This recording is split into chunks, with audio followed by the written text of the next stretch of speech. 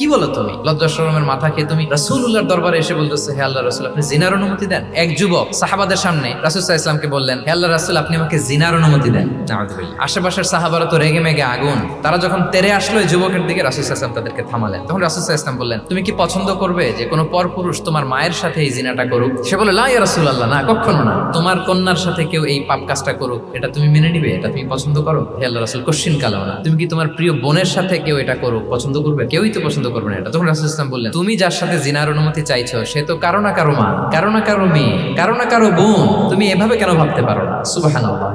এই কথা বলার পরে তো সে একেবারে ইমোশনালি এমন ড্যামেজ হয়েছে, লজ্জায় কাচুমাচু হয়ে মাথা নিচু করে দাঁড়ায়। তখন রাসূল ইসলাম তার জন্য দোয়া করলেন। ওই দিনের পর থেকে এই যুবক কখনো কোনো পরনারীর দিকে রাস্তায় তাকায় নাই। মানুষের আবেগ অনুভূতিতে নাড়া দিয়ে যদি আপনি তাকে কোনো কথা, কোনো নাসিহাত করেন, তখন সেটা সে শোনে। এমন শোনা শুনে এমন ভাবে সে হেদায়েতের পথে আসে যেটা আমরা কল্পনাও করতে পারি না।